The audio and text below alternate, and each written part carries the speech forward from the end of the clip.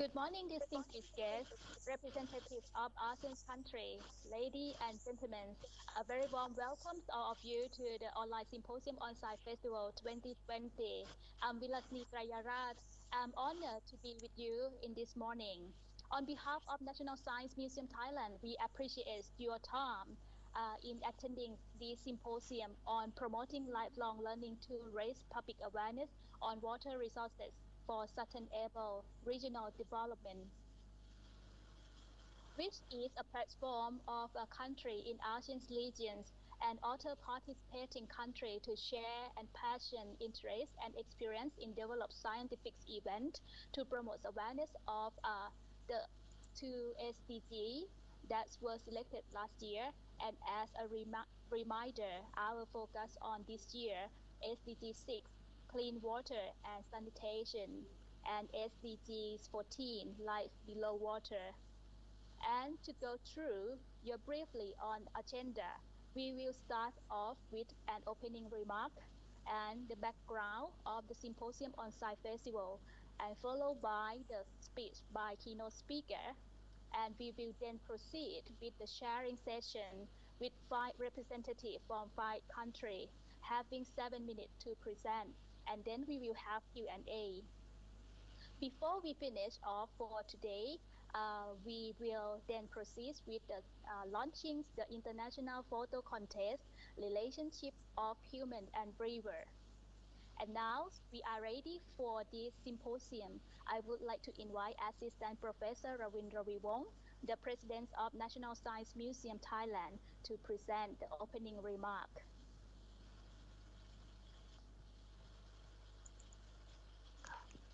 Swadikap, distinguished participants, our friends, ladies and gentlemen.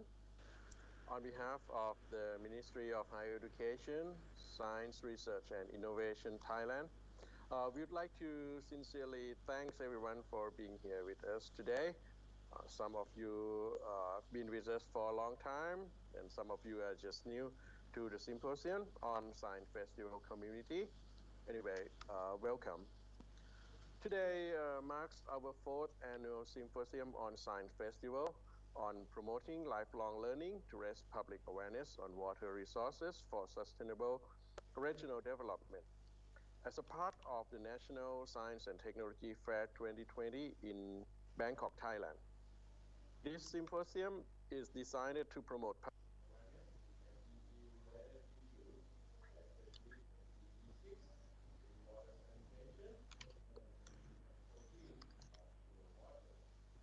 Last year, members of the ASEAN countries and China in this symposium agreed that both SDGs were very important for the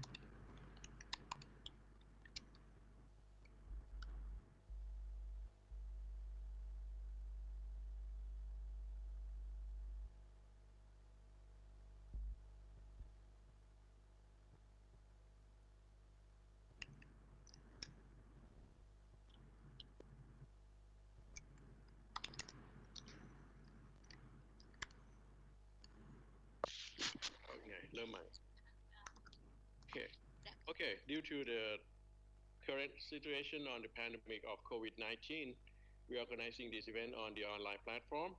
This might not be a familiar one, but we strongly believe that all the sharing and caring from all of us, more than 200 international participants from 11 countries, will make this symposium as effective as it was before.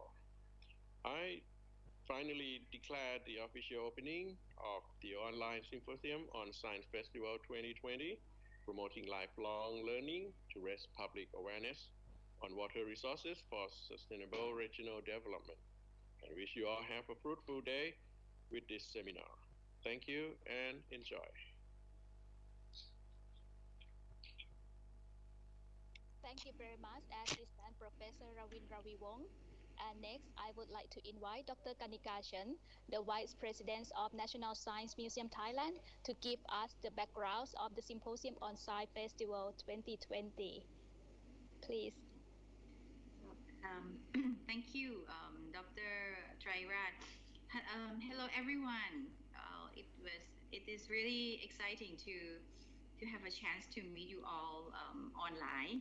I think this is probably one of the biggest online events we organize during this month, and it's great that we have participation from several countries. Well, can you wave to us, like if you are from Philippines? Like Philippines, can you wave? Hello? Yeah. Indonesia? Okay. Yes. Hello. Hi. Who else do we have here? Brunei? Singapore? Linku. Sawadika. Malaysia? Do we have Malaysia here? This year, we don't have a Malaysia. Oh, okay. Well, who else do we have here? Thailand, of course. Yeah, and we already have keynote speaker from Ramkhamhaeng University as well, Professor Thamasak Yimin. Yes. Hello, Sawadika. So it's really great that we have a chance to meet you, even though we have a pandemic this year. And I think the most important thing is that no matter what happened to the region, we try to stay connected and try to work together and share each other on how we can organize things for youth to promote public awareness of SDG, particularly on the water issue. I think all of us here, we agree that water is a very important agenda to our region. This was also agreed in our previous meeting, at ASEAN meeting in our Science Festival. That's why we like to continue, this discussion and get together with all of you to do more sharing and perhaps initiate more activities to work together on promoting awareness of this. So I hope that this year, even though we work online, we can still gather, all the knowledge, all the ideas, and see what we can produce, from our half-day symposium, so that we can continue it for next year. Okay. I would like to say that we are really grateful for all the contributors to the symposium this time. Many of you have to prepare a lot of information, but I'm pretty sure that all the speakers are full of knowledge that we could learn. And this year we also have good participation from some countries, for example, Philippines, that have people like teachers, or educators in the regional area that work on this issue and are interested to work on this issue. So this would be a good opportunity to really, put our hand together. So I think I really look forward to hearing from all of you, and I hope that this symposium would be a platform for us to share. Okay, not only to learn but also to share. Okay, this morning, as my dear colleague, we call her Om. She is that's a nickname. I don't know if in your country you use nickname or not, but in Thailand, our name is very long, and we usually call each other by nickname. So I will call her Kun Om. Okay. As she mentioned, we have a keynote speaker, and then we will follow by some good ideas from different countries, and then we will have time to have a Q&A or idea sharing. And I would like to end with some good proposal on the next step, and since this year's Sci Festival in Thailand is organized in November, and next year we will do it in August, and hopefully next August we could probably meet each other, in person, and that is something I really look forward that from this symposium today we can do something next year together. Okay, so I will pass this floor to Kun Om, and we'll thank you again, one more time for joining us. And if you have any questions or any ideas, please feel free to use the chat room in the meantime. Then our team could try to organize your question or your ideas and put them together for discussion. Okay. So thank you very much, and Kun Om, please continue. Thank you. Okay. Thank you very much, Dr. Kanikashan. Okay, for the next session, it is my utmost pleasure to introduce you to our keynote speaker, Associate Professor Dr. Thammasakhi Min, the President of the Marine Science Associations of Thailand. He has worked at the Marine Biodiversity Research Group in Ramkhamhaeng University since 1992. His education background in biology and environmental management. He has experience in many aspects of ecology, biology, environmental science, and socio-economics, particularly for environmental management, conservation, and research. Based on over 20 years of fieldwork in Thailand and other parts of East Asia, he has provided expertise to sub-management agencies, including local government, national institutions, international organizations, and NGO. And he has also worked as a consultant for some regional collaborative projects under international organizations such as the International Marine Organization, UNEP, ASEAN Center for Biodiversity, and so on. Today, he would like to share his experience to us about the raise public awareness of water resources and please welcome Professor Thammasakhi Min. Hello, good morning. I hope you hear me very well. Right, yes, okay. Of course. Yeah. Thank you very much for inviting me to join this important symposium. And I would like to start with my brief talk on the SDGs and raising public awareness on water resources for sustainable regional development. In my talk today,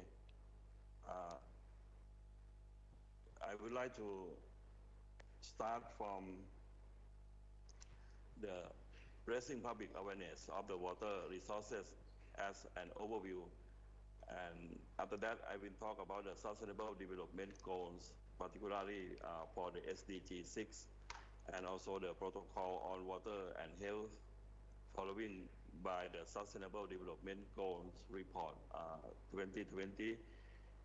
And after that, I will move to the climate change adaptation in water resource sector and also give you an example of the Thailand's Provincial Water Works Authority on their activities on water resources. So let me start from the raising public awareness for the water resources. I think you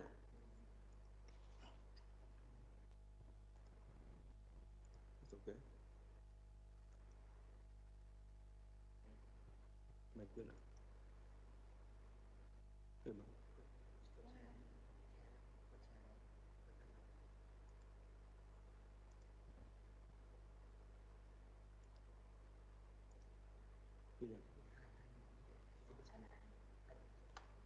Okay. Okay.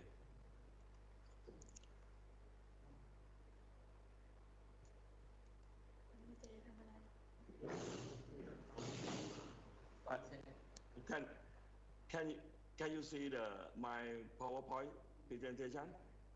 Yes. Okay. Yes. So let me talk about the raising public awareness for the water resources as an overview.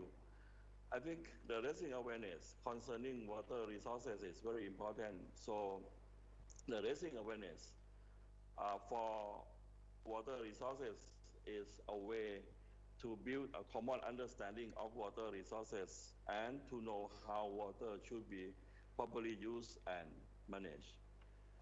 So the raising awareness is explaining issues and providing knowledge so that people can make their decisions based on the good information. I think the activities to raise awareness, we should consider two things. First is the general public awareness that involve widespread acknowledgement and understanding of water resources issues. And the second is the self-awareness. That is, will tell us how we understand the relation between personal water use and natural and societal impacts. So it is also, we have to focus on the citizen science programs that can be an important way for the public learn about the participation and in monitoring their local water resources.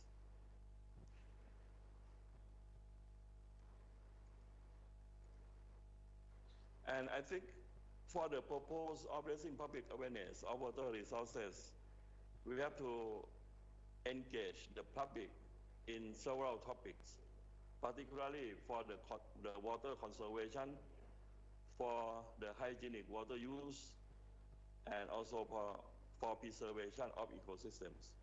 And we also have to develop the self-regulating water institution and to increase the willingness to pay or contribute to water services, as well as to raise awareness for planning for emergencies and also to strengthen the political will. So that public awareness is an interaction of many active stakeholders who influence each other and provide social control by mutually reinforcing agreed sets of value. And if we look at the channels for the raising public awareness, it should be coordinated in a bigger communication strategies. For example, we have the water campaigns, and also it should engage with environmental NGOs and community groups, and it make information available to the general public by some inventories. For example, providing the information to the public through the product labeling. This is an example. And give you an example of the water campaigns. It can address a particular issues that relevant to the communities, and it should be clear and simple message of a campaign. And it is usually associated with a logo or a consistent image, and it can be sustained over time. And there are several choices regarding the reach of the campaign, and we have to consider the target groups and to understand their perception or their behavior, and also the campaign can influence the target group on the campaign outcomes. And for the communication methods of the campaign, we may have several methods. For example, the direct use of conventional media. For example, printed media, TV or radio, or direct use of non-conventional media. For example, the message on the water bills or from games, or from comic books, and also the organization of large events or endorsement by celebrities, and or use of existing networks, the religious networks, social movements or business association, and use of logos to give identity to the campaign. For example, a water drop. Right? Next. For the public access to the information, I think the powerful in raising environmental awareness. For example, the toxic release inventory, that is the companies are required to publish a list of all their toxic emissions, or the requirement to publish information that can be a powerful reinforcement of other policy tools, such as the pollution charge, and also we have the corporate social responsibility or CSR reporting that can encourage the companies and institutions to report their social and environmental activities. I give you an example of the product labeling or environmental certification. This is also a useful tool for raising awareness. The blue and green labels to use for and also for the water saving devices and eco-friendly products and services. And this can be performance indicators and description on the product labels. For example, the water consumed in washing machine cycles, or the content of phosphorus in detergents. And we may encourage the industrial sector to adopt new standards and essentially transform traditional markets, or to change the producer and consumer behavior. Another example is from the water footprint, that is the water used in the production and transportation of a product. That is very important aspect that we have to concern. Next. And if we look to the raising public awareness, we have several lessons learned in the past that I would like to summarize here, that the impact of water campaign increase if it can be closely followed by tangible action, such as installing water saving devices or cleaning water courses. And the campaign are most effective when they use a well-targeted range of media. And the use of existing networks can lower the cost of campaigns and increase the impact. Blue and green product labeling has benefits from strong professional association providing standards. And also the provision of information needs careful management to ensure its relevance and credibility. Next. So I would like to talk a little bit about the Sustainable Development Goals, SDGs, that focusing on the SDG 6. I think you know that the SDGs is a country-led activities. We have 17 goals with 169 targets, focusing on 3 pillars of sustainable development, and it's relevant to all countries. We have 8 water and sanitation targets under the SDG 6, 11 cost indicators on water and sanitation, and also the monitoring will be carried out by national authorities, feeding into the regional and the global reporting. If you look at the role and responsibilities, there are some role and responsibilities by countries, by regional mechanisms, by custodian agencies, up to United Nations Statistics Division and the UN Water to integrating monitoring initiative for the SDG 6. Next, please. And if we look at the SDG 6, the main focusing is on to ensure availability and sustainable management of water and sanitation for all. And if we look at the the indicator, we see that they focus on the drinking water, the sanitation and hygiene, the waste water and water quality, the water use and scarcity, the water management, or even the ecosystems. Next please.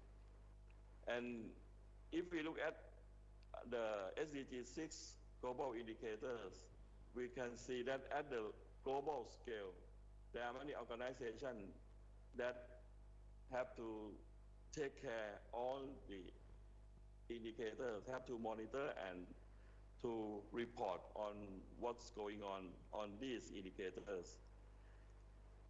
And I think if we look at the protocol on water and health that just published last year, it shows us many things concerning the water resources.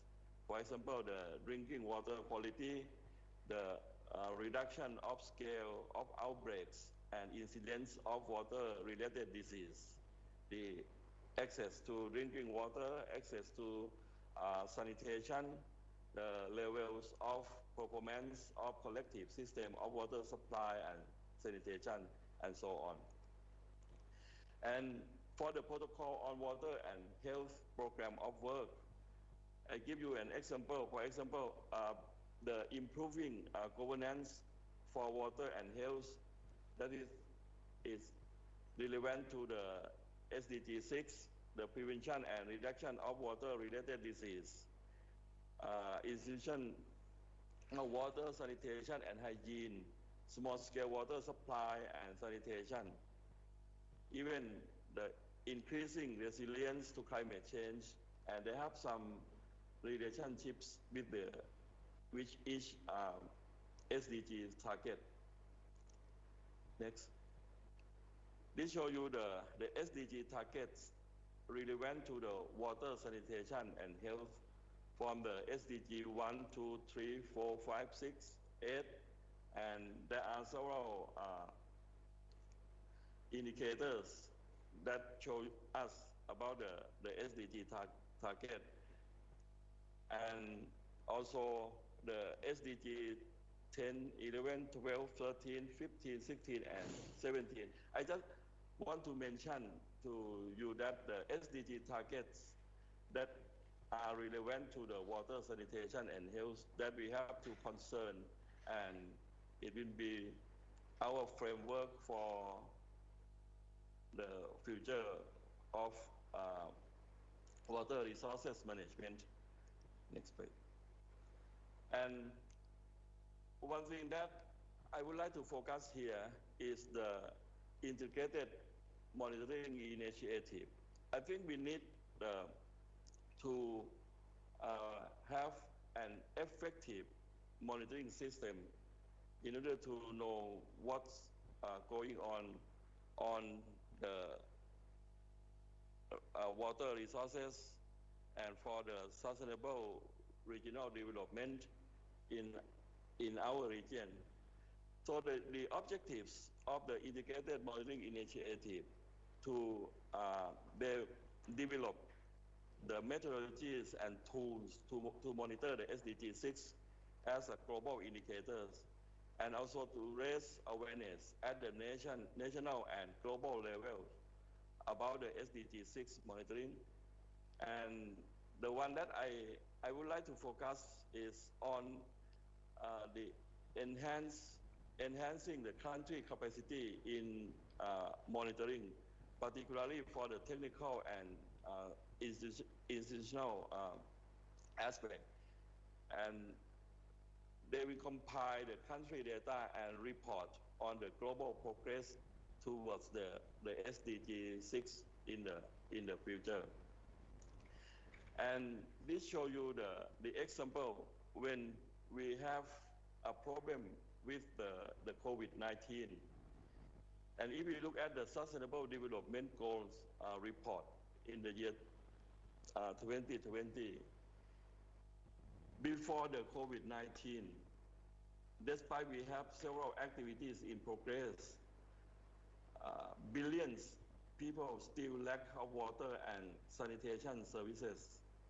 You can see that 2.2 billion people lack safety managed drinking water, and 4.2 billion people lack safety managed sanitation.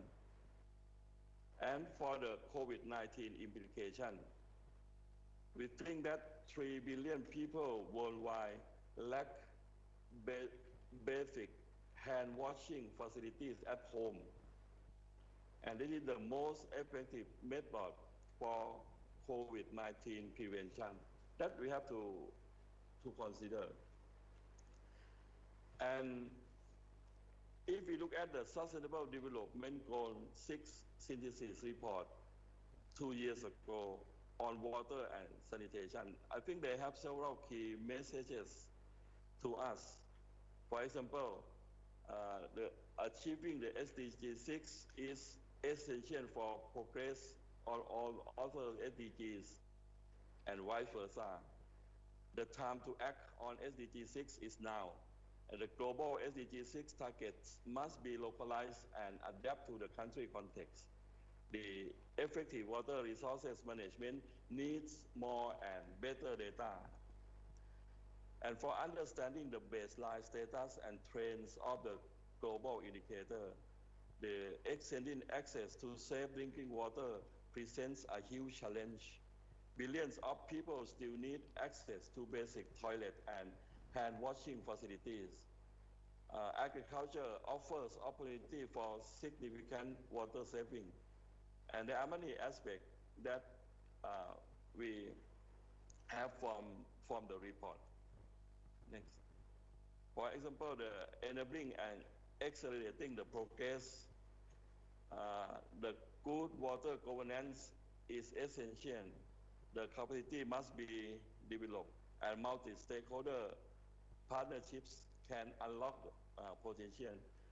And this is the idea from the report.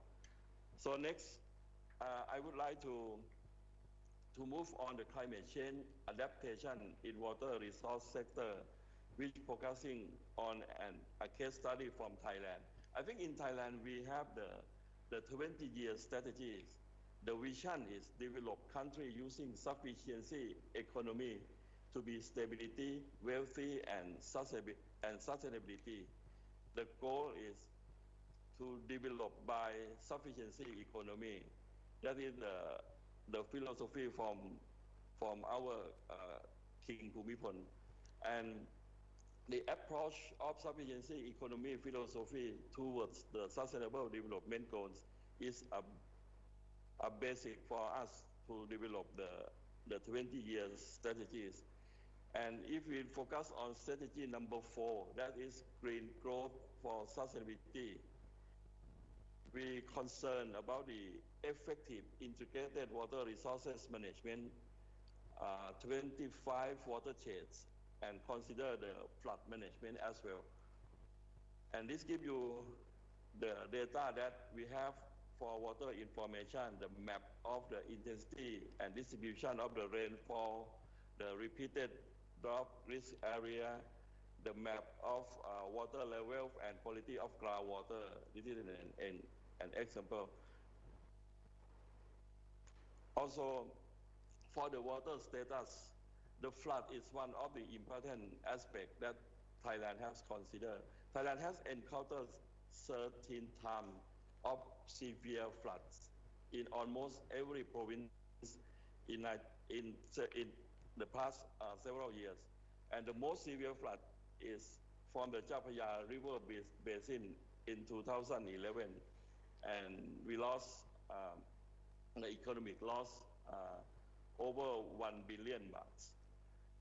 And also for the disaster, the landslide risk area is found in over 6,000 villages throughout the country. And the main reason for the landslides that from heavy rainfall, from deforestation in watershed area, and also from the physical condition of the river basin with steep mountains. And I think when we consider the climate change in the water sector, the most important agenda for the water resources management in our strategic plan is for the water security. We have to consider the water accessibility, the water sufficiency, and also the water quality. And for the disaster management, we consider the flood and landslide as an important aspect. And this shows you that Thailand, we have the water resources management strategic plan for the year 2017 to 2036, and the National Water Board (NWB) assigns the Department of Water Resources as the Secretariat to study and expand the plan. The strategic plans cover several aspects. For example, the household water security, the agriculture and industry water security, flood and risk management, the water quality management, as well as the rehabilitation and prevention of forest, land, and sea, and also the administrative management and information. And under the Water Resources Management Strategic Plan, they consider how to input to the policy process and also give the roadmap to the implementation that consider the area agenda function-based project, the budget integration in proposed area, as well as the good governance mechanisms. And I think that this is my last example from the water resources management from the Thailand's Provincial Water Works Authority. We're proud that we have the first Thailand submarine water pipeline to solve the water scarcity in Koh Samui, in the Gulf of Thailand. This is one of the hotspots for tourism in Thailand. The submarine water pipeline can solve the problem of a shortage of fresh water during the summer season in Koh Samui, and makes a remarkable impact on livelihood and tourism. And as I mentioned, it is the first Thailand submarine pipeline project in producing the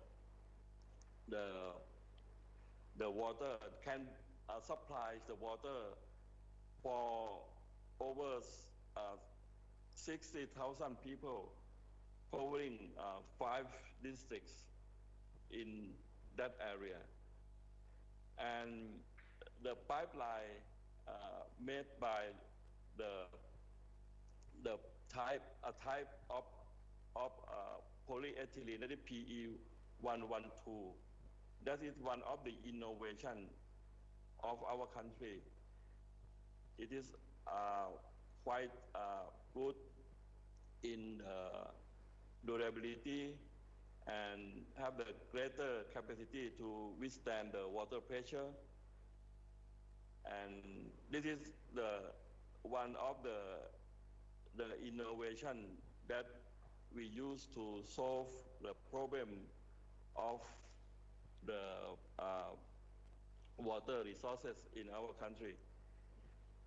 And when we carried out this project, we also concerned about the environment.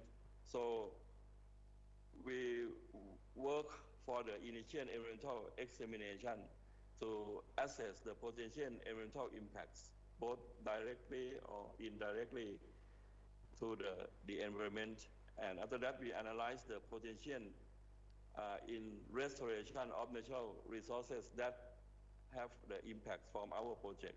And also, we have the recommendation for monitoring and preventive measures to reduce the environmental impacts that arise from the project. And the Provincial Water Works Authority, they also have several corporate social responsibility that I would like to mention a few here. For example, the water resource management project with understanding of water value. They call the demand side management under the concept of save water, you make it. And also they have the coral reef restoration project at Got Samui in Surat Thani province in the Gulf of Thailand. And also they have the Hero family to protect the water and beach project. This is a few projects that carried out from the Thailand's provision water work authorities. So this is, I think this is at the end of my talk. Thank you very much for your attention. Thank you very much for Professor Thamasak. Okay, and everyone have a question? Okay, I will try to share the questions to him as well. So actually, because I think that it's good start for us to learn more about the SDG, and the Professor Thamasak already just like more explains about the SDG 6 and SDG 14, and I already know that you already work very hard to just like protect about the coral reef and the marine science because I am I have been studying with him as well. We already like to learn more about environmental science. I would like to ask you, Professor Tamasaki means because it's quite changed a lot for Thailand. Um, how do you think about the water resources in the future of Thailand, and how can we just like protect or preserve the water enough for everyone in our country? Yes, thank you very much for your question concerning the water resources in Thailand. I think the final example that I show you from Got Samui is a good example that when we develop the tourism, because we need money in our country, we need the economic development, we need more money, more incomes, so that we focus on the tourism development. Got Samui is one of an example. When the tourists come to Got Samui, they need more water, and the water on the island not enough. It is enough for the local people, but not enough for the tourists, the large number of tourists. So that is a serious problem. If we want to develop more tourism, we need more water supply. That's why we have to bring the water from the mainland by using the submarine pipeline to the island. And if you look at this project, it can tell you many things. Because in some years, on the mainland also, we have not enough waters, right? And we also need to develop the tourism sector because we need more incomes from our country. And this will be a big conflict of water resources management if we have not a good, so we need a good management plan to solve this problem beforehand. I mean, this is a prospective view. And if we look at Thailand, I think we use a lot of water resources, not only from the watershed systems, but also from the groundwater. We also take the groundwater in many areas, and that caused several environmental impacts already. And one thing that we have to consider is not only the resources that we have, but also for the wastewater treatment system. When we use more water, we have more wastewater. And if our treatment for the wastewater, if it's not good enough, it will have the chain impacts to the marine environment, to the freshwater environment. So that is another aspect that we have to consider. I'm not sure I answered your question, Anand, but I just want to say what I would like to say. I think it's quite a good question, a good answer as well, because that's professor mentions about that we already use a lot of water. Thinks about the future, what will happen if we never think or have a plan or good strategies to serve about the water resources. Okay, anyone have anyone question?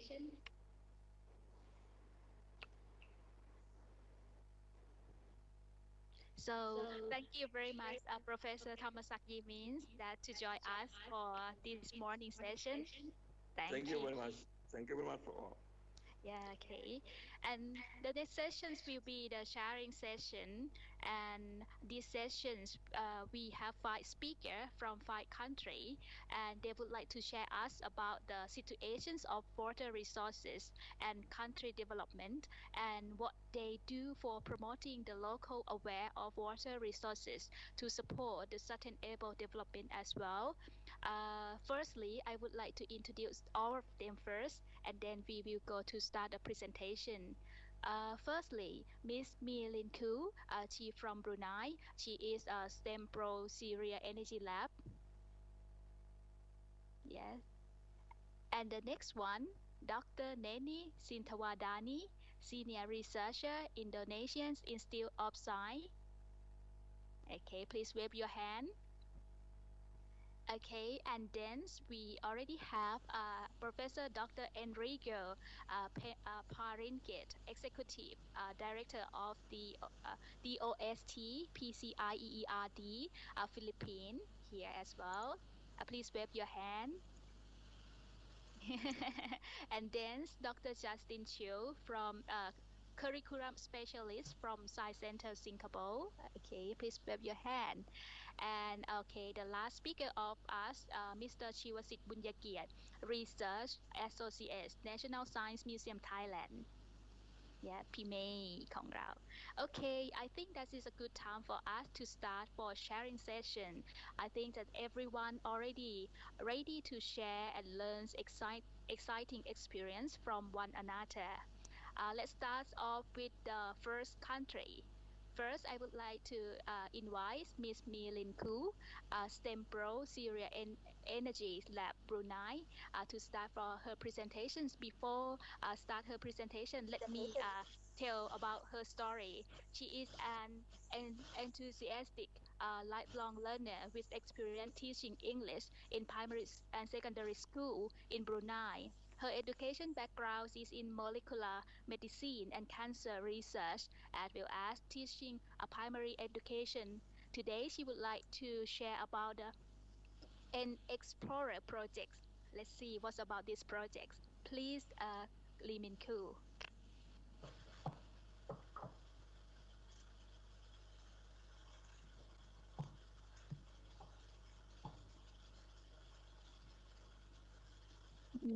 Good morning, everyone. I hope you can hear me clearly.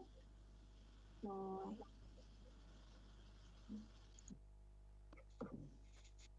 now I'll be talking a little bit about an explorers, but before I get started, I'm from Syria Energy Lab, short for CEL, and I'm from Brunei, as mentioned earlier on and so we were previously known as OGDC, Oil and Gas Discovery Center, and we are the only science center in Brunei. Some of you may not be familiar, so it's all right. But our vision is to be a premier science center in cultivating our youth of today for our leaders of tomorrow with the tagline, Let's Make the Future. We have 3 focus areas which we think are important for shaping our youth today for a more better future. So some of it is interactive STEM education, sustainable energy, and 21st century skills. This is what we deem vital for having well-rounded individuals prepared for the future. One such interactive STEM education that we do offer is in the form of a workshop and explorers. I don't want to go in so much details. It's just this is brief and it will be short. So, an explorers is actually a Shell initiative, and it's created by educators at the request of Shell. Now, this is to introduce creative and complex thinking to create positive change. Brunei is not the only country doing an explorers. Other countries include Singapore, Egypt, Malaysia, and that's just to name quite a few. So with this, we don't only want people to know about issues with water, we want to give them skills so that they can go further, they can actually fix or solve issues with water. So before we get started, this is a simple exercise, and it's called the Arms Folded Challenge. So it's a bit difficult for me to show you how to do this, but I need everyone just to fold your arms, and from there, just try swapping your arms around once you folded it. So one part of your arm will be at the bottom, so you put it up, and the one at the bottom, you put it, one at the top, you'll put it at the bottom. I know I won't have direct line of access in communicating with the audience, but from past experiences, people have said that once you change your arms, the way you fold your arms, that it feels a bit awkward, it feels a bit stiff. Some may say that it feels normal. So this is just a simple exercise that you can experience from an explorers, and this is just to show change is not easy. It takes time, and for it to happen, you need ample amount of guidance and time given. So for us to tackle the water issues that we have at hand, we need time and we need to give enough for our people to fix these issues. So within an explorers program, what's important is something called stress nexus. That's one of the main focuses in this workshop.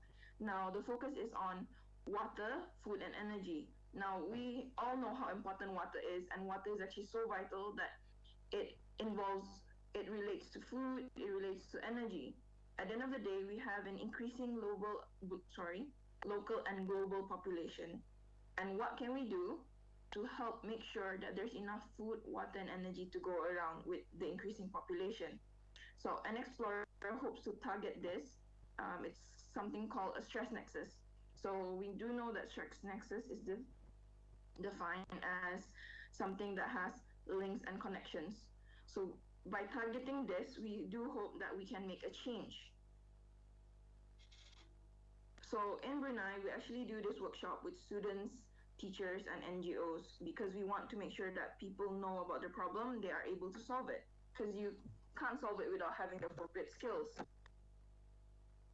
So NX Explorers Workshop, it is actually a 3-day program, and they go through these 3 phases, which are known as explore, create, and change. As I mentioned, this workshop, it doesn't only target students, it targets working professionals as well, because we believe that everyone needs to be involved in raising awareness in water issues, food, or energy, and they need the necessary skills. So an explorers is a movement for change, regardless of your age or your background. So this is just some of the examples of the problem statements. Now, I may not have explained it properly, but when you go through this workshop, you come up with a problem statement that is close to heart. So it could be something relating to food, energy, and water that is in your area. So for example, this group of students had this issue: how can we generate clean energy to purify wastewater of Surat City?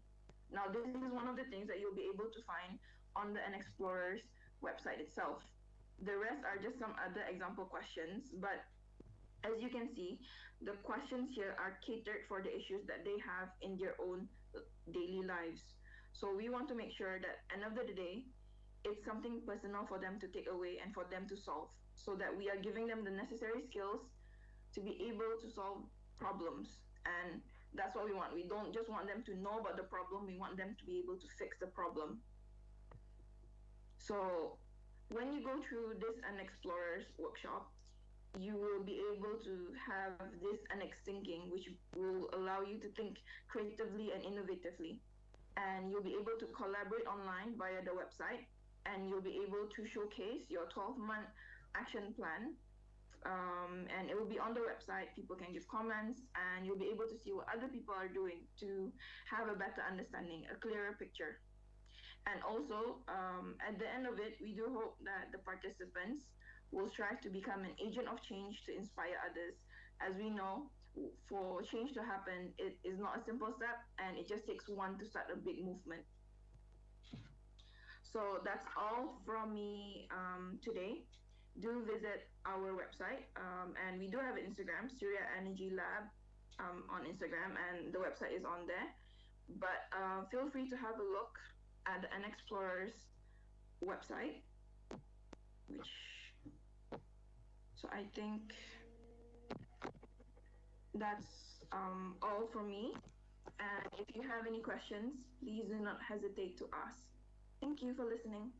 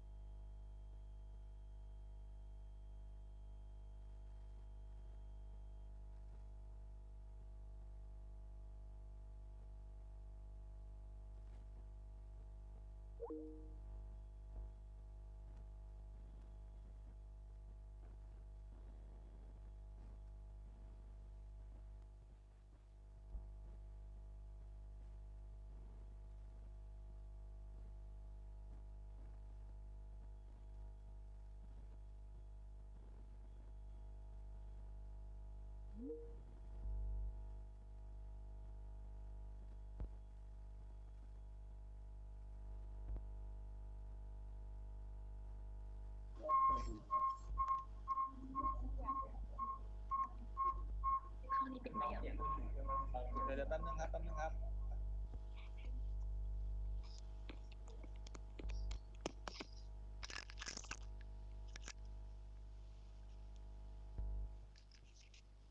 She is a senior researcher at the Research Unit for Clean Technology. Indonesian Institute of Science in Indonesia. Her scope of research is implementations of wastewater treatment, and sustainable sanitation for the community. She got her doctoral degree in the University of Hohenheim, Stuttgart, Germany. She worked hard to implement this technology for treating the wastewater from tofu industrial in a village and distribute the biogas to the community. In 2019, she already have award. She got award for her achievements from Punomo Eugen Toro Center.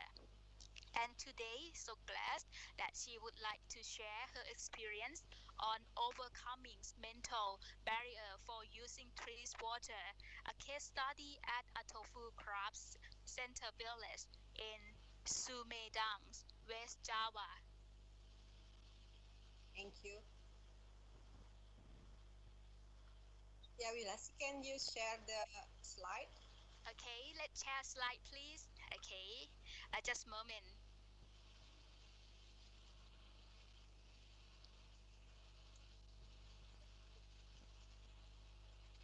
Just a moment. Any?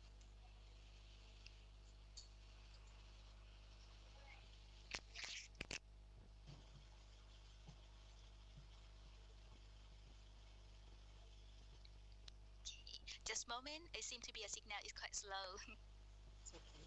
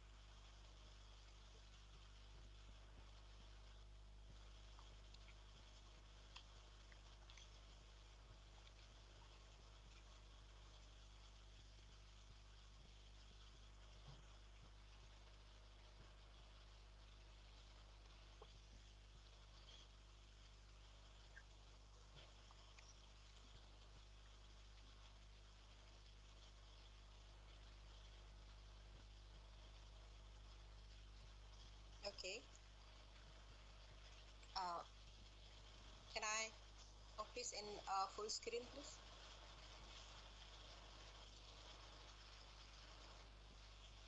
Yeah. Okay. Can I begin? Okay. Please. From the first slide.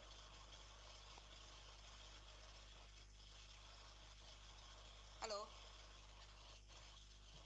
Can you back 2 slides? Okay. Oh. Oh. Please.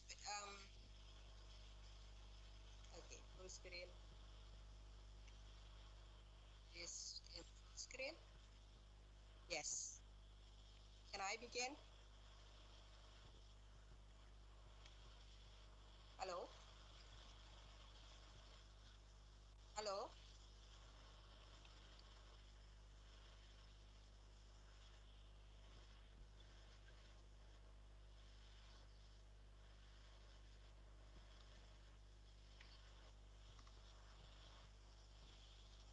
Okay.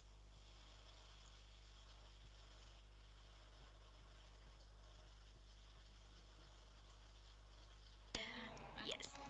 Okay. Uh-huh.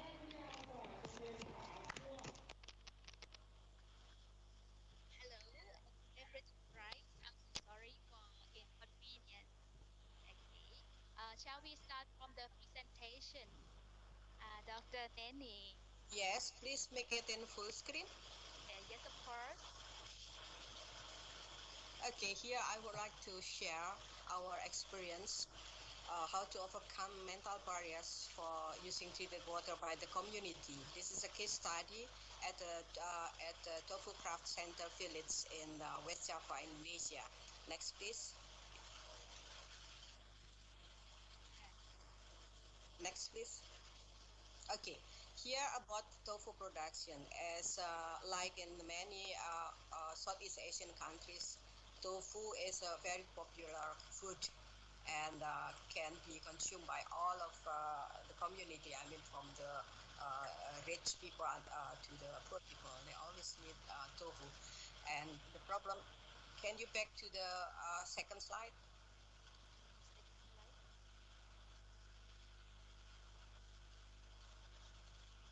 Previous. Okay.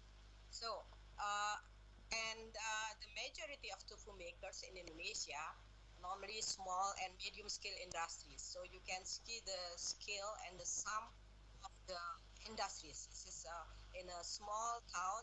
This could be until 200 industries.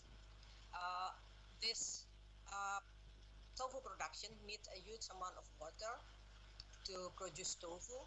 That's why it's very water intensive. And the discharge of this tofu processing, of course, a huge amount of wastewater containing high organic substances. And traditionally, tofu makers in Indonesia using acid as coagulant. So the wastewater will be low in pH, so between 4 to 5. Next, please. Next. Okay. Now there's a problem. This is the case study. Oh, please back to the previous. Please back to the previous. I haven't said next. No, the previous slide. Yes. Okay. No. Next slide. Okay. Now this is the problem in this case study. People or the tofu makers just discharge the waste directly to the nearby water bodies. This is a river, and the river is so polluted, especially during the dry season. This is very bad smell coming from this anaerobic process, and impacted the people who live in the downstream area. This is the houses, the real estate, and it already caused social unrest until they make a report to the media, and potentially it can be turned into the conflict. So this is fine. And through this, we have already designed and implemented a total wastewater treatment using anaerobic multi-state fixed bed reactors through a grant from NTU. This is from the NURI NTU. So this is already implemented to treat the wastewater from 9 small medium-scale turbo factories, and the biogas as byproduct is consumed by 88 households for cooking. Until now, it's still going on. And the tofu producer has already made an association to manage the plan after the handover at 2018. And the other fact in the community in the village is the houses normally using LPGs, the small subsidized LPGs, and wood for cooking. And the prices both of the energy source is increased. And the farmer plant only during the rainy season. In dry season, they don't have enough irrigation water. And the tofu makers itself during the dry season, they always they have to buy clean water. So this is the fact. So the treated water from our anaerobic multi-state fixed bed is still discharged directly to the river. So one problem about the biogas, about the cooking energy, this is already resolved by the biogas. But the treated water, even from the quality, the COD already reduced from about 15,000 to only 300. It's still a bit high, but this is more than 90% already degraded. And the water is clearer in compare with the wastewater. But why the people or the community still have a resistance to use this to their plant or to their field? Next, please. Next, please. Okay. This is the situation of before. Previous, please.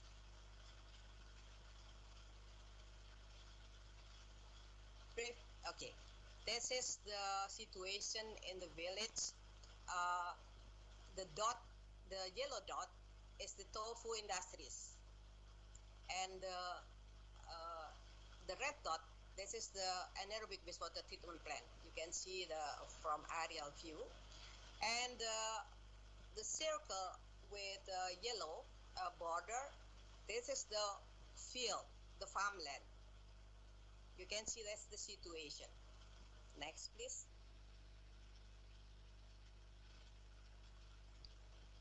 So this is our interview result when we want to know what is their feeling about the treated wastewater. So they said, oh, from the treated wastewater, the odor is so unpleasant and the color unclear. So could be not enough nutrition for the plant. Even they have things, they still have some nutrition in compare with the clean water. Only about 45% agreed that it could be reused for the agriculture, for their farmland. And the water from the amount is enough for their farmland. And the positive things for us is the young farmers in the age of 35 have more positive perception comparing with the older farmers about this. So the other fact is during this is in the data of 2018, the dry season is 4 months in a year. This is and like last year's, this is about the same. So it's meaning a lot to them for their income. So next, please. Next. Yeah. So how to increase the community interest to reuse the treated water? So in our practice, we should find the right person So we have already find this back. This break. We already have find one person. He is a farmer. He is a tofu maker, and in the same time, he is our technician there. Please back to the previous slide. So we have to find the right person, and the second, we have to find that person must be so creative that will do some trials by his own. And he has already made some trials. He planted the rice during the dry season and irrigated where treated with water. It works. And then he planted some crops and vegetables around the plant, and it works too. And we have already made a training program to give alternative for the farmer to plant other crops. And this is a taro plants. They never planted it before. It didn't work well in the beginning, but now a year after that, we have already have a proof that they can plant the taro and can sell it in a good price. So this is the situation, and using this, we really hope that slowly but sure, the people in the community will use it. Now they try to manage how to distribute the water. They still need some cost, of course, so they try to collect some money. So next, please. Yeah, thank you. So it's mean the community participation is very important to make a plan or business plan sustainable, and this so much. I hope that we can share much and in Q&A. Thank you.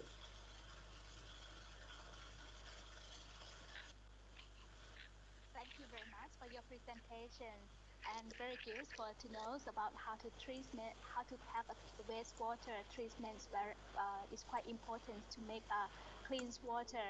And then we will go to the next presentations from the Dr. Enrico Parinkin, Executive Director from DOST PCI EERD Philippines. And today he would like to share us for the knowledge. He was born in as Executive Director of Departments of Science and Technology Philippine Council for Industry, Energy and Emerging Technology Research and Development in December 2018.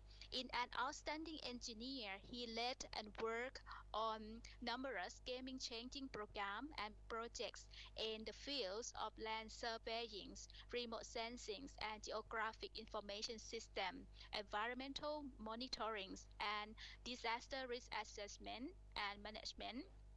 He already have 21 years. He has shared his expertise in the Department of Geodetics Engineering, College of Engineering of University of Philippine Dilemma as a research a fellow, a research affiliate, and teachings a faculty department chair and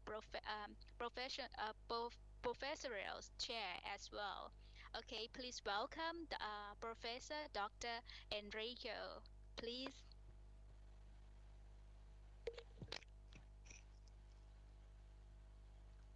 Yes, thank you very much for that very generous introduction to me. Thank you very much also for this opportunity to be presenting in this forum. It's an honor, it's a great pleasure and honor to be with you all as I present some of the initiatives that we do here in the Philippines with respect to meeting the sustainable development goals through research and development. Shall I just present my own presentation, or do you have it ready? Either way works for me.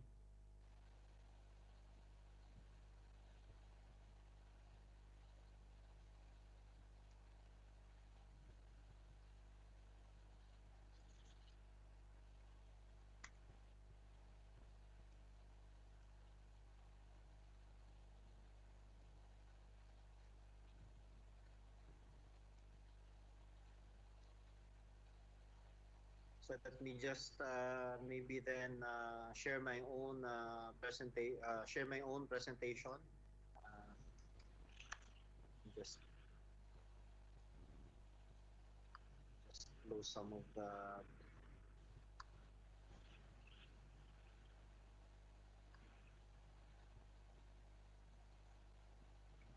Okay. Give you maybe a bit of introduction about my organization. It's actually one of the three sectoral councils of the Department of Science and Technology. Um,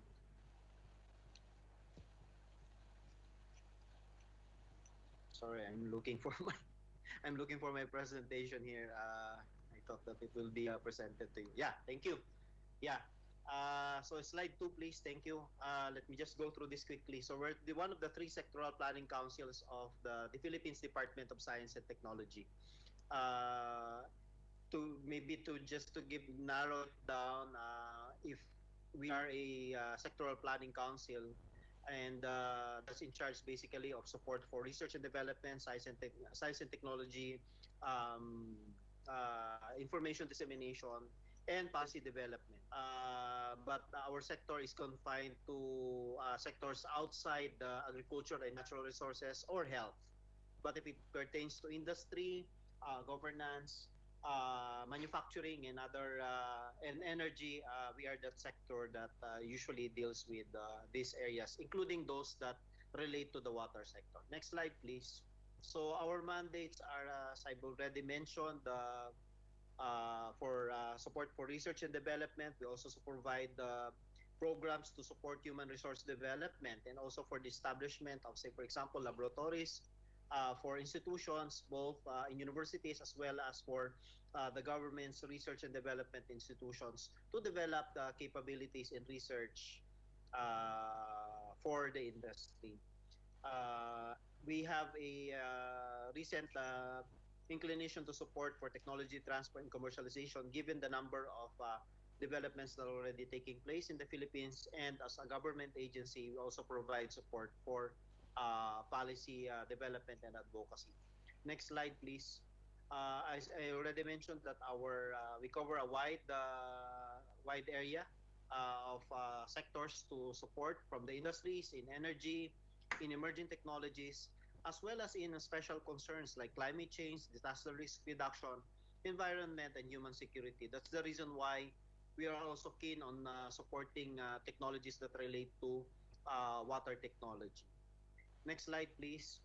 I think we already have a very good introduction earlier by my colleagues that were presenting the slide 5, please. Thank you. The value of water in our life as a people. In the Philippines alone, we are over 100 million Filipinos already that have access to basic water. But actually, the access is varied from anywhere between 62% to 100% anywhere in the country. Under special concerns and emerging technology, we enable research and development projects and initiatives on the environment, and many of it are towards the achievement of SDG 6. Let me mention some of these projects that ensure access to water and sanitation. Next slide, please. So we enable the development of portable water for disaster emergencies.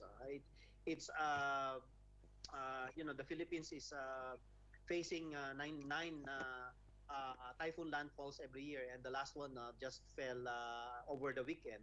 And we need these kinds of portable water equipment for disasters and emergencies, so that we'll be able to provide modular, mobile, and rugged filtration systems based on permeable ceramics that can produce potable water from various sources, especially during disaster emergencies.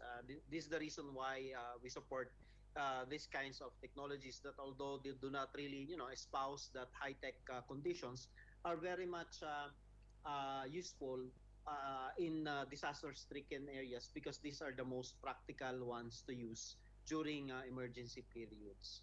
On the other hand, we also aim to provide sustainability. Slide 7, please.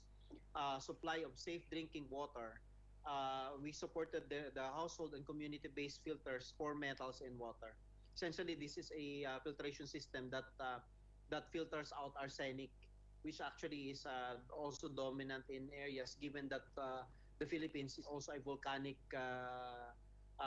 terrain country. So you have manifestations of arsenic content in water. Next slide, please. Thank you. Two more slides. Up. Thank you. We also have deployed rainwater harvesting facility in selected villages and households in Metro Manila in preparation for the effects of El Nino. It's used to store rainwater for non-potable domestic use and essentially for washing clothes. So that's already slide. Can we now move to slide 10, please? Thank you. On the other hand, the Philippines, the next one, please. Thank you. On the other hand, we also have an inclination for supporting projects that will monitor our groundwater conditions. Over 60% of the country's water resources are still sourced from groundwater.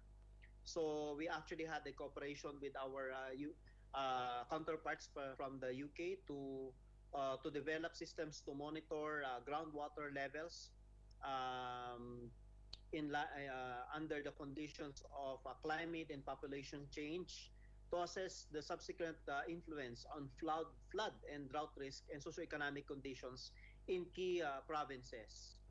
Although the Philippines is endowed with abundant natural water resources, the Philippines continues to face threats of resource scarcity, especially with groundwater. Next slide, please. We also supported technologies that will enable to use the power of the sun to produce safe drinking water. So it uses a solar-powered fluid heating system to provide to provide an evaporative process to produce drinking water from the sea. So as you know, of course, we're archipelagic. We're surrounded a lot of seawater. So this is quite a distinct advantage, especially for areas where reticulated water system is not in place. Thank you. Can we move now to the next slide, please? Thank you. Slide 14, I believe. Or, sorry, 13 or 14. Thank you. Okay. So, water monitoring also in key infrastructure is also important to us. So we have systems also to monitor dams. So we have this real-time monitoring system for dams wherein the water levels are reported. So if there's a near critical water level, it's being reported to authorities. If it is below some critical level, it's also being reported to authorities for corresponding action. The key here is that it's now able to provide a decision support tool to address the effects of climate change for effective monitoring and management of reservoirs. We also have a system to prospect groundwater in the sense that we are able to detect the presence of groundwater using electromagnetic radar technique. Similar to the concept of a GPR or ground penetrating radar, but specific antennas are developed in order to detect the presence of water underneath the ground. So these are more or less customized. Next slide, please.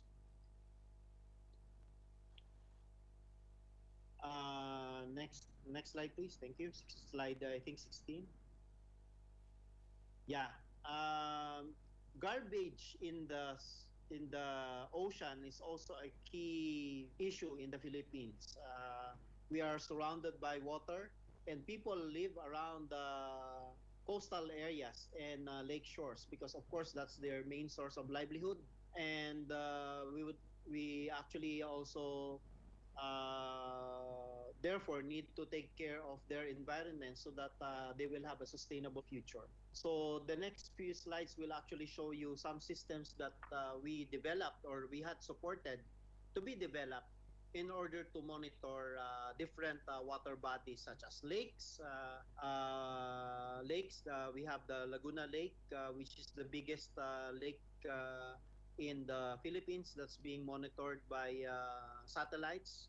We also cooperated with the Japan International Cooperation Agency under the SATREPS program to have an integrated assessment and modeling of what we call the blue carbon ecosystem by taking advantage of space technology, remote sensing, satellite images, as well as the use of geosimulation for coastal environment applications. Next slide, please.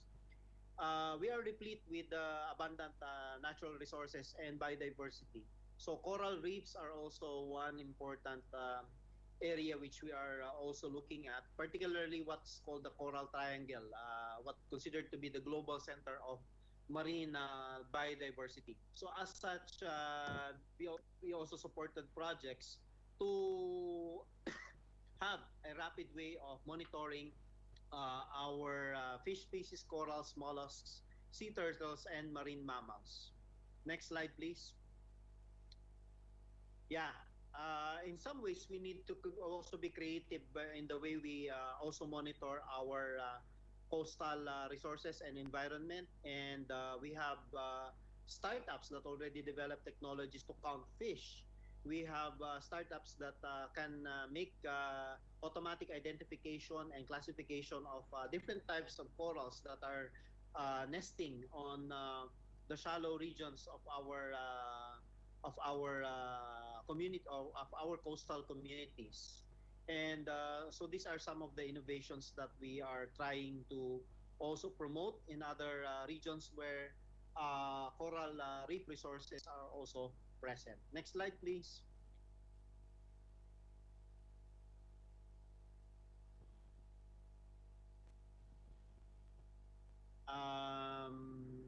In Laguna de Bay, I mentioned earlier that it's one of the biggest, it's the biggest freshwater lake, and it's also home to a lot of fish ponds and fish pens. At the same time, it's also the tributary. It also is the it's also the catchment for all the 27 river basins that are flowing into it. So it's also subject to a lot of stresses, environmental stresses caused by utilization of rivers and pollution, including the entry of certain chemicals, biochemicals like pesticides and antibiotics. So we develop systems also to monitor those for purposes of ensuring that what we eat coming out of these fish ponds and fish pens are also safe. Joining Laguna Lake is slide 22, please. Is Manila Bay, which is just beside the city of Manila. Manila Bay is, of course, an important body of water because it is home to the port of Manila, and it's the active area of commerce and trade between the Philippines and a gateway to its trade with its neighbors. So we came up with projects in order to provide technological interventions to rehabilitate Manila Bay, including, of course, monitoring the material transport. For example, if we want to know where the trash may lie in different parts of the this is the project that can do it. We also have an analysis of the water quality conditions like turbidity, chlorophyll A concentrations, and the presence of algal matter in the area. And we also supported a study for the treatment and management of dredge material from the rivers that are flowing into the lake. So you see there are different approaches by which we address the Sustainable Development Goal 6 on sustainable environment, and these are some of the approaches. The approaches can be geared towards actual provision of solutions that will manage the conditions of our water scarce and sometimes abundant, and to an extreme extent, very extreme case, oversupply of water. But at the same time, we also need to understand what is going on, and so we also supported various projects that aim to not only survey these areas, bodies of water that are economically important, but also to understand what is happening so that we can guide our policymakers, decision makers, and the public on the proper ways by which these areas could be managed through through means of continuous dialogue, ensuring that whatever they discuss, it is science-based, information-driven, and participatory as a whole. So it's a combination essentially of technology, of people talking with each other, and systems of governance to make it all happen. So again, thank you very much for allowing me to share a few of the things that we're working here in this part of our Southeast Asia. I do hope that you have also took some hints on what we're doing, and I also thank the organizers for having me over. So thank you very much, and good morning.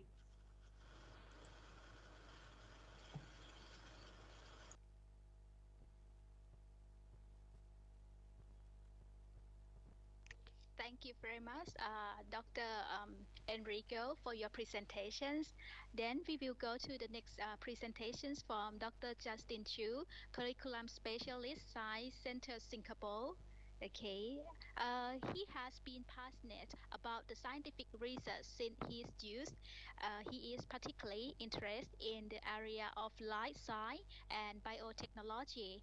His previous research work relates to developmental neurobiology and early developmental disease affect children. In his role as a curriculum specialist at the Science Center Singapore, he now conducts research into the new area of science, technology, engineering, and STEM. Okay, and work towards to incorporate of this idea into existing curriculum or implementing STEM in the new module to support about the STEM Applied Learning Program ALP and meet the needs of the student and coordinator, leader of teaching.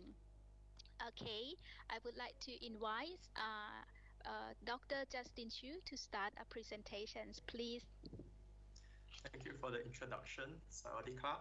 From Singapore, wishing distinguished guests, speakers, attendees, educators, and students a very good morning and a very good afternoon. First and foremost, I would like to thank the organizers for putting together the Symposium on Science Festival 2020. I am Justin from Science Center Singapore, and I will be sharing about Singapore, the water-related challenges that the country faces, and the solutions developed. I will then share my personal experience with lifelong learning and raising public awareness on water resources for sustainable development. All right. So historically, access to safe drinkable water determined where human settlements developed and where societies thrived. Human reliance on water resources continued as societies and technologies advanced, expanding to include the use of water for trade, transport, and industry. Even now, access to safe and readily available water is important for public health, whether it is used for drinking, domestic use, food production, or recreational purposes. Singapore lacks natural water resources and is land scarce. It is considered to be one of the most water-stressed countries in the world. So, how did we overcome this? Over the years, Singapore has overcome the challenges and built a robust, diversified, and sustainable water supply.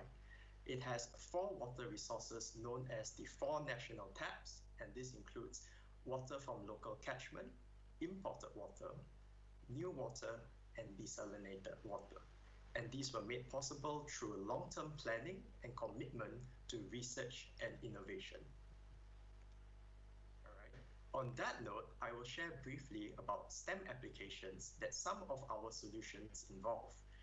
As mentioned earlier, Singapore is land scarce, but an extensive network of drains, rivers, and canals allow rain to be collected So rain falling on 2/3 of Singapore's land area is channeled to 17 reservoirs that we have located strategically around the island.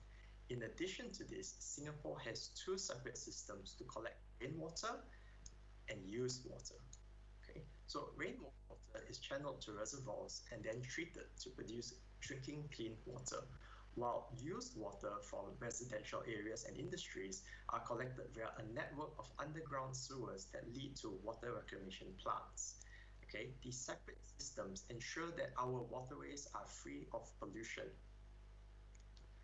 Another example of STEM application is the new water process that allows us to recycle treated used water and produce ultra-clean, high-grade reclaimed water that serves to cushion our water supply against dry weather and move Singapore towards self-sufficiency and water sustainability. In addition to new water, we have desalination, and like new water, it is a weather-resistant water source, and it helps Singapore to better cope with the threat of climate change. Singapore is turning seawater into drinking water using advanced membrane technology, and we will continue to invest in research and technology to find more efficient ways to desalinate water. Right? So I am now going to shift to share my personal experiences with lifelong public awareness about the importance of water, developing a strong water saving and water appreciation culture, and building a strong personal relationship with water. So I was born in the mid-80s, and I recall water rationing in 1990 that was implemented under severe conditions. I recall then that my parents shared their experience when they were children of them having to go through water rationing in the 1960s that lasted 10 months. And I think that like water rationing and water restriction for 10 months is like, well, quite an experience, and I don't think I would like to go through that, so I am very appreciative that I never had to yet. All right. As I continued to grow, I recall several water campaigns as I transitioned from primary school to secondary school and beyond. But these messages were consistent. The messages were about how water is precious and how we should save water. The messages were quite simple and very accessible to the citizens of Singapore. They were like, do not bathe for more than 10 minutes. If possible, if you're washing a car, don't use a hose, but use a bucket. Okay. So shown here on this slide is the evolution of campaigns over the years. And looking into the numbers, I was curious. I saw that these campaigns were quite effective and successful. From 2003 to 2017, Singaporeans' water usage has declined steadily from a daily household water consumption per person of 165 liters to 143 liters. And I was curious again, and I was wondering, in the United States, what is the daily household water consumption per person? And it ranges from 300 liters to 380 liters. So that's like nearly double what the Singaporeans are using. Okay, so again, in addition to the regular campaigns that we have to educate our citizens, we also have the Singapore World Water Day and related events that are organized in March to coincide with United Nations World Water Day, which is held annually on 22nd March. So the Singapore World Water Day is an annual celebration that provides a platform to rally the community to celebrate and conserve water and organize events about water. And these events include roadshows, community events, and water rationing exercises. Right, so as you can see in the pictures, these are very like fun and engaging ways to engage the community and educate them about water conservation and its preciousness.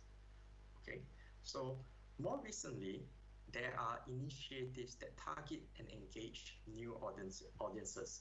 And this includes the New Water Visitor Center that serves to educate people about the new water process in a fun and engaging way. It involves an exhibition, a gallery tour, and even gamification that serves to engage our younger audience. There is also an increased online presence and effort to engage netizens on water conservation. And furthermore, there are brochures and online educational resources that are available in various languages, including Tamil, Chinese, Thai and Burmese to increase our outreach and ensure that the message goes far and wide. Okay, so a quick conclusion and summary. Singapore continues to plan and invest in research and technology so as to ensure diverse and sustainable water supplies that meets the needs of the future. Solutions, campaigns, messages, and outreach continue to evolve with the time, and science centers have essential roles in these efforts to educate and raise lifelong public awareness on water resources for sustainable development.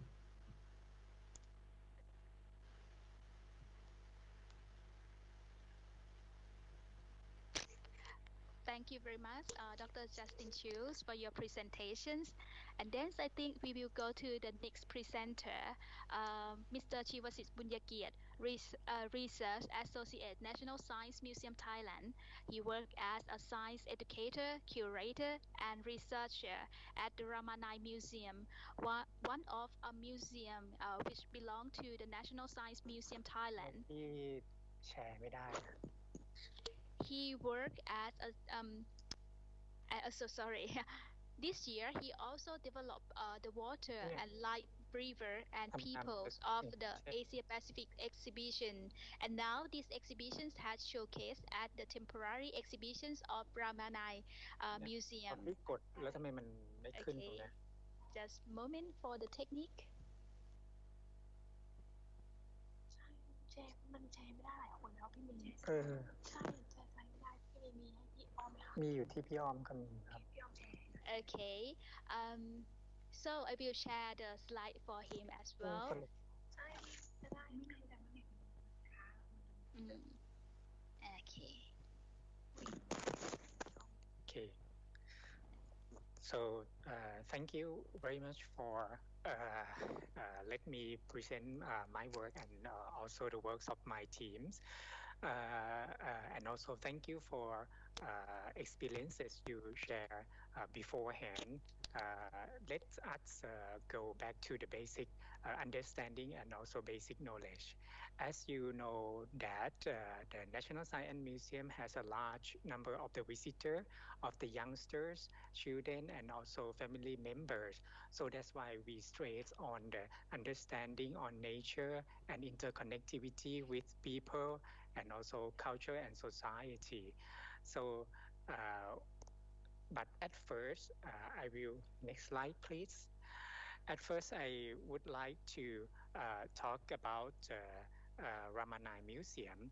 It's operated under the National Science Museum of Thailand, aims to foster an ecological literacy and environmental awareness among the public reserve. Our immersive exhibition discuss about the global and local biomes, their biodiversity, and the people that depend on their natural resources to survive. Next slide, please. And so NSM Ramanai Museum is dedicated to work collaboratively to raise awareness about conserving water resources and protecting aquatic biomes in the Asia-Pacific region by developing exhibition and programming for our diverse audiences through partnership with national and international organizations. And that's the reason why we try to create this exhibition named The Water and Life, River and People of the Asia Pacific.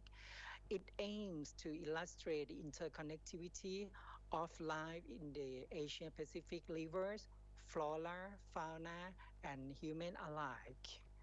Next, please. And so this exhibition consisted of 5 sections. The first one, the Nile River. The visitor learned the basic of Nile rivers on the center floor maps, including Ganges, Yangtze, Brahmaputra, Salaween, Mekong, Chao Phraya, Malay Darling, Sepik, and Flight. And so they will learn about the location and specific features. The second one, the visitor will gain understanding of the river geography and geology and the landscape they shape. And after that, the visitor will discover the diversity of riparian flora and fauna of these major rivers as well as their relationships. The fourth one, the visitor will find out how the people of the Asia Pacific region use, celebrate, and honor rivers. And after that, the end of the exhibition, we try to let them to consider the impact of our activities have on the liver. So that's why we conclude the exhibition that valuing livers. Next slide, please. So it's quite important that we learn from the charm and also the beauty of the rivers. The photography is the main exhibits, and as well as there are cultural objects and specimens in the exhibition from those major rivers I mentioned earlier. Next slide, please. And so besides the objects and pictures, various kinds of model and hands-on the exhibit convey the messages to the public. For example, the model on your right hand called How River Flow tell the story of how river can move mountains through the process of erosion, transportation, and sedimentation of rocks, minerals, gravel, and sand. The augmented reality AR sandbox on your left-hand side, called Sculpting Landscapes, allow visitors, particularly the youngsters, joyfully create mountains, valleys, and rivers and oceans so that they can learn how these river resources are formed. And the last example, the exhibit in the middle, all going, gone, let people to learn about some of the more threatened species in the regions so they can understand why some species may vanish because of our activities. Next slide, please. And so the last sections will conclude what visitors have learned and try to encourage them to think how they can protect and conserve liver and living creatures. So they will observe, you can see in the middle of the picture, the two mid-sized model of stingray, the silent dwellers of riverbed. It depicts a tragic story of the Suga boat accident in Chao Phraya River in the center of Thailand in 2009. The massive amount of nutrients added to the water and led the bacteria and algal blooms, deoxygenating the water. Many giant freshwater stingrays as well as various other aquatic animals did not survive. So in sum, the visitor will observe the beauty and the charm of the rivers, and then they grasp the idea of the river organism adaptation to diverse environment, and as well as they will understand the similar and different way of the people connecting to rivers. And we hopefully the visitor can concern the consequences of the activities and gain reflections to cope the future with sustainable ways. So that's how one of the example we try to encourage the people understand better interconnectivity between nature and culture, the living the way we live today. Thank you.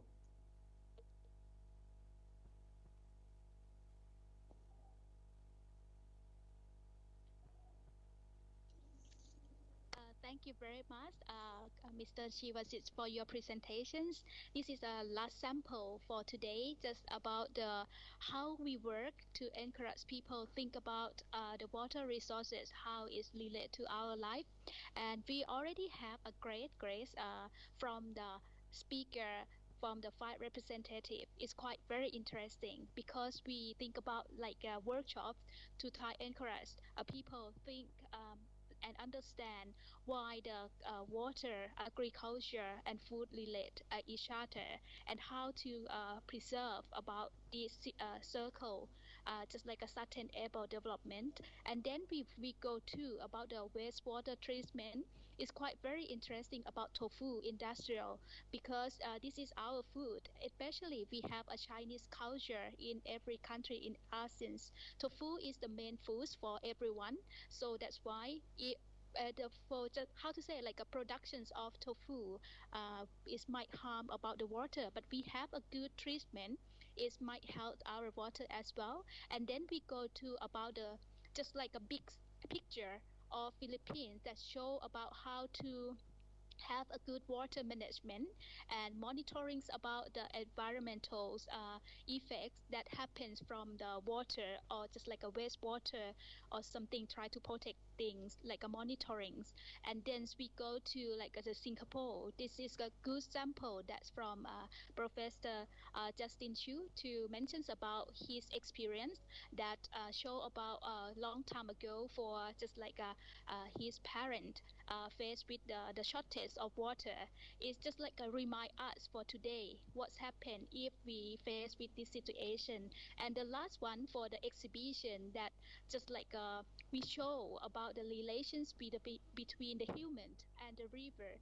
We live together for the river for a long time, but now just like the good time to turn back to see about the water.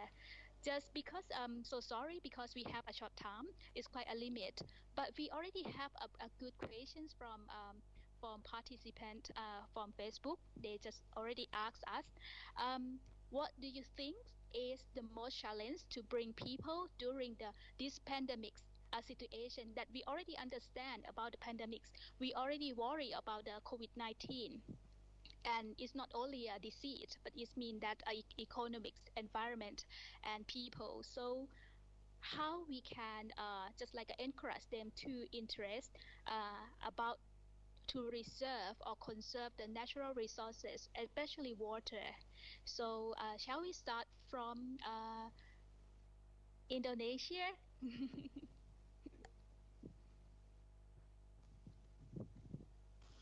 Sorry. Okay. How we can reserve in terms of COVID? This is very interesting because we have already seen how intensive people are now using water for clean up their hand in comparing with before. Now in every shop in the market in Indonesia, we can see the installed tap water piping and the most I think for me it's how could we manage the wastewater because this is contains many soap and disinfectant. So in one side we need very clean hygienic situation, and the other side we have to face the problem with the wastewater and with the water source itself, because it's not in every corner and every region we have enough water. So I think that's a problem, and that's a challenge for us how to reuse the wastewater effectively on site. So I think we normally think about the centralized system, and for our side, for my side, I think the on-site treatment is much more effective because we don't need to transport it, and we can reduce the risk of transporting the many dangerous things. So we have to do it maybe in Southeast Asia, especially because we have a similar culture. So can we introduce and make full evidence to the community that the reuse water actually is okay? I don't know. That's maybe that's our challenge. That's my opinion. Thank you. Thank you very much. And then I think that from Philippines is quite a good suggestions as well because from Mr. Professor Enrico, he already presents a lot of way how to do this one. So I come back for the questions that okay, how to bring people during the pandemic situations interesting back to the reserve or conserve the natural resources more. Okay, may I ask Mr. Enrico, please?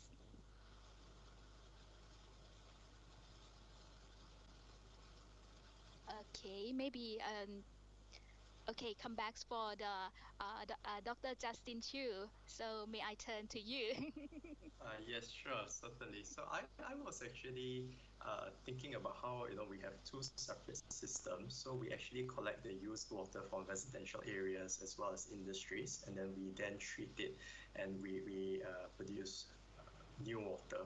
So the thing about new water is that we actually use it more for industry applications. So for example, like wafer fabrication, because these are like ultra clean, pure high grade water. And we also use it for cooling, like aircon cooling applications in industries. So, at the very least, we actually collect the used water, we treat it, so we have it undergo ultrafiltration, so we remove a lot of the impurities, we use reverse osmosis, and we also treat it with UV to again kill off viruses and bacteria, so to just really ensure that the water is very safe for drinking. But again, although it's safe for drinking, we mainly use it for industry applications. So that's what I was thinking. How we can encourage the people to come together to save water? Okay, that is a bit challenging. So I think that in Singapore we also encourage, like for example, if we have some wastewater, we could use it to water the plants, for example. We just have to find different ways to use our used water, that people can accept. Yes. Yes, there's cultural barrier. Yes.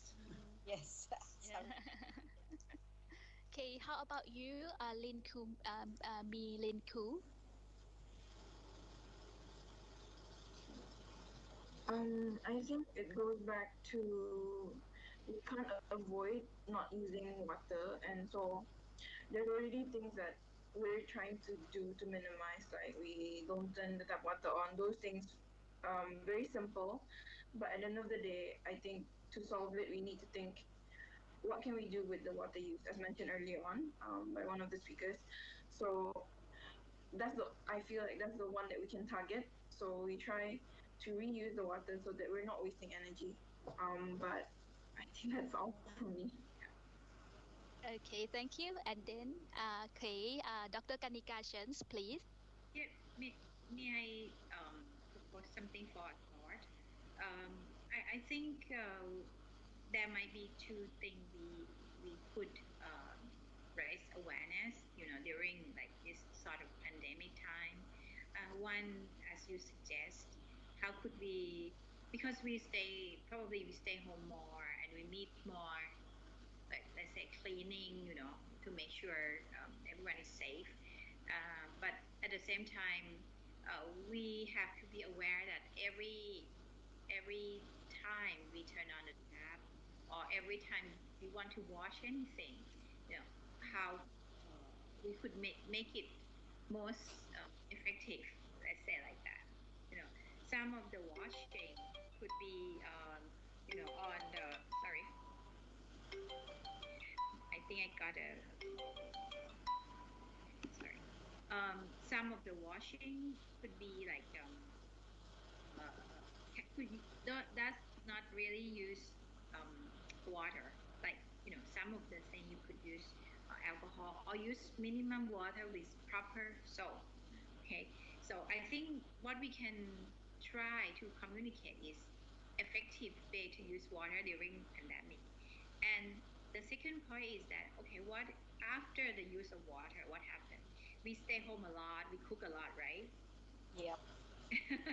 Everybody cook a lot. Yeah.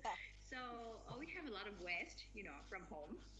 And therefore, we could also communicate how could we kind of treat the water, before we, when we when we clean the dishes, how could we eliminate some fat before we clean it or something like that. I mean, that is something simple for personal action.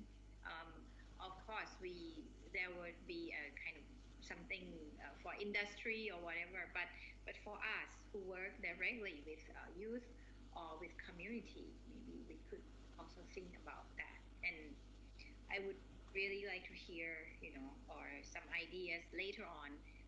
How could we come up with something like that? Okay. Yeah. Okay, shall we go to Mr. Chivasit to give a suggestion?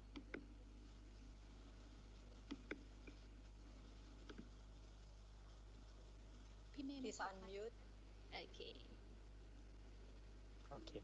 Probably we can mention about the NSM program that try to deliver between the COVID pandemic because we bring a lot of the how to say the side delivery via the social media, and some of them among that program we put hands-on to say the label to raise awareness of the youngster to less use or the minimize use of the water in the household.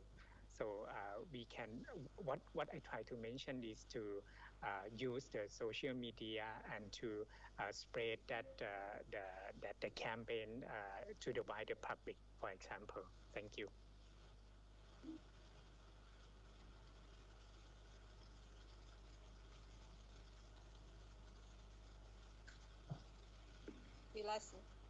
Vilasini, you are mute. Yeah. Hello. Okay. Hello. Yes, can you hear me? Yes. Okay, thank you very much. I'm so sorry. The technology. Okay, I think that it is a good time for us. I would like to say thank you very much for all of you to join us as a speaker. I think that our participant will learn from all of you sharing and maybe motivates us as well how to aware the importance of the water, because if we think about the future, it's quite very crisis if we don't do anything for this moment. I quite agree with all of you here. And before we leave, I already have another sessions that we would like to launch a program that Dr. Kanika Chen would like to share what shall we do together to make just like to serve to preserve the water resources and to support about the sustainable developments for the future as well. Okay, please Dr. Kanika to share about the projects. Yes, thank you, Khun Om.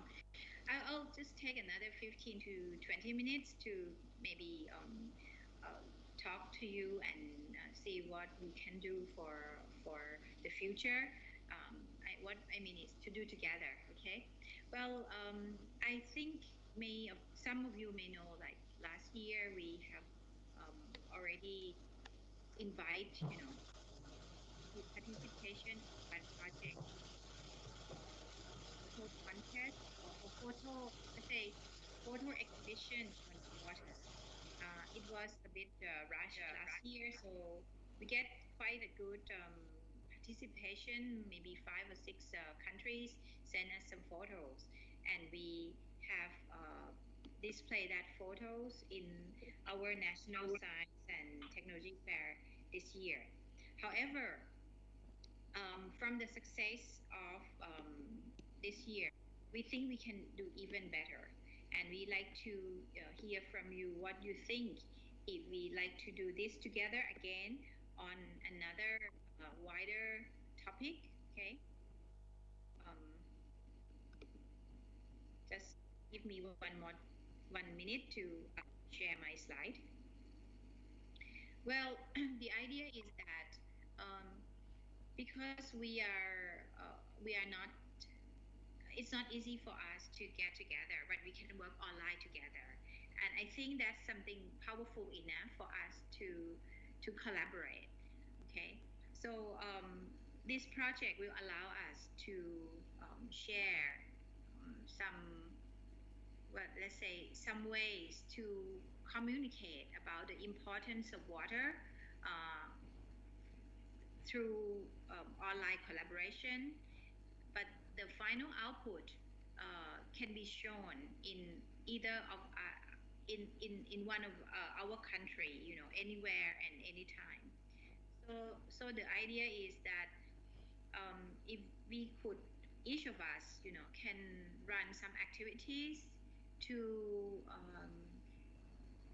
bring people to present a photo from their own ideas of the relationship of human and rivers. And you can have your own way of selection of these photos, okay? And after that, you can all send photos to us, and we can set a committee, among us to organize some selection, okay, through some criteria, and then after that we get a winners of the photo. It doesn't have to be one winner, but it could be winners of each category. And the important thing is that from these activities, we could reflect how people or how youth, think about their relationship with water and rivers. And in the meantime, when we organize this event in each country, we also give an opportunity for the children and the public to also think themselves, reflect themselves, what they feel like the rivers or water, natural resources, important to them.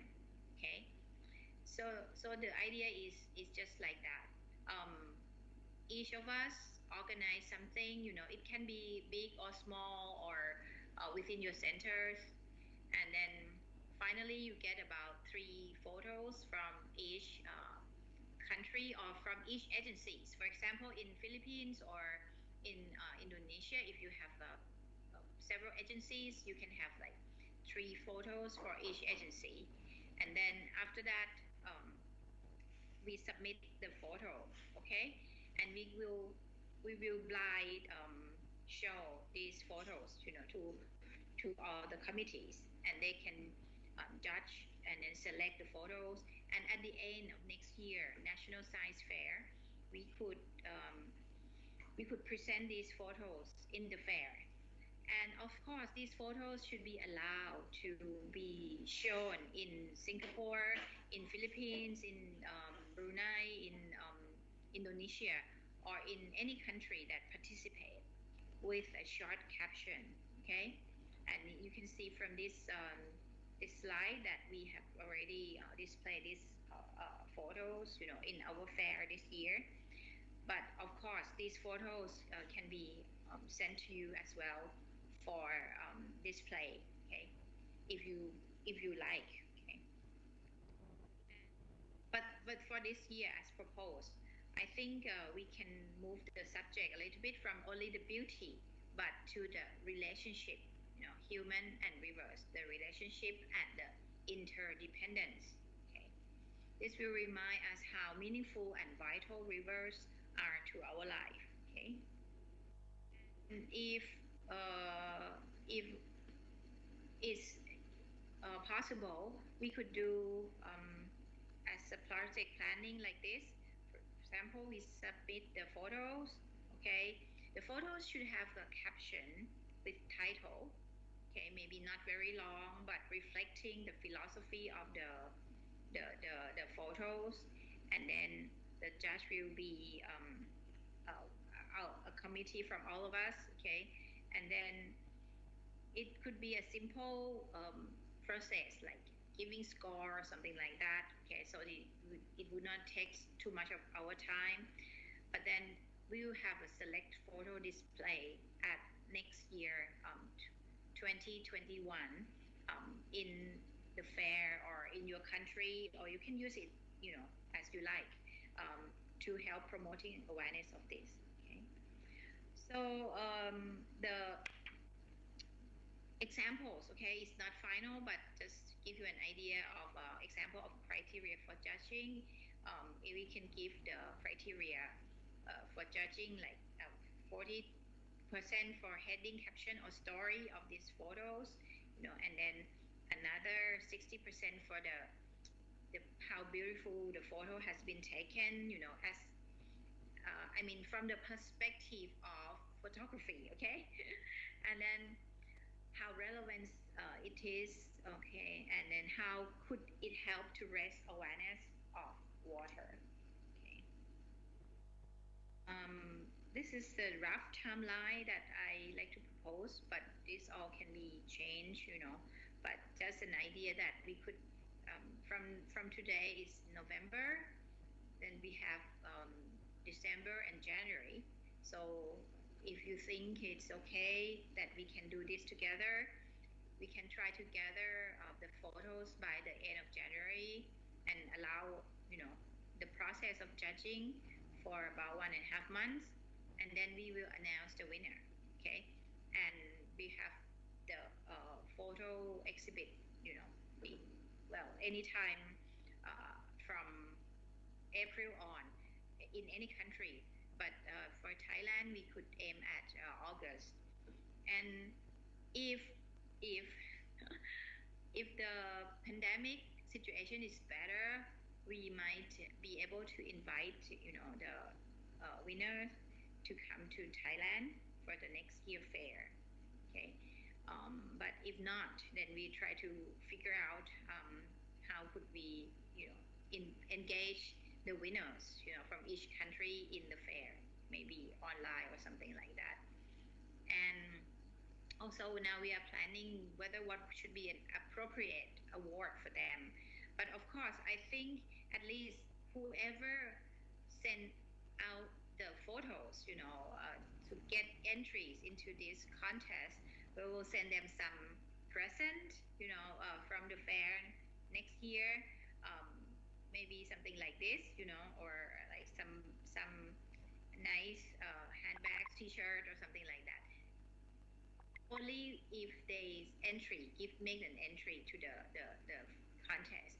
But then, of course, for the winner, we will decide what would be the prize for the winners. Okay. So this is an idea. I don't know. Maybe you can give me feedback or some suggestion. Or if you have any other projects we could do together, you can also propose, and then we can try to figure out the how to make it happen. Okay. Yeah. Thank you. So that's the big idea of I like to invite you to participate as a project of ASEAN. Of how could we do together to raise awareness on water issue. Thank you. Thank you very much, Dr. Kanika Chen. I think now time is flying. We are in the end of the Symposium on-site Festival 2020. And I would like to thank you, all of the great speakers here to join us and to give a meaningful of knowledge and experience for sharing sessions for the keynote speaker and everyone. And I also would like to thank all your participants, like a participant via NSM Facebook as well for this event. We really hope to see all of you to join the International Photo Contest and the Symposium on-site Festival next year. And so, thank you very much. Before we leave, I would like to ask all of you to turn on the camera. We would like to just like capture a picture together. Okay. Dr. Kanika Chen, could you mind to stop your sharing presentation screen, please? PI, please stop sharing. Yes, thank you. So shall we turn on the camera? Thank you, everyone. So before we leave, could you wave your hand? Okay, bye-bye. Thank you very much, everyone, and see you next year. Okay. See you. Thank you. Thank you. Thank you. Thank you. Thank you. Bye-bye. Bye-bye. Thank you.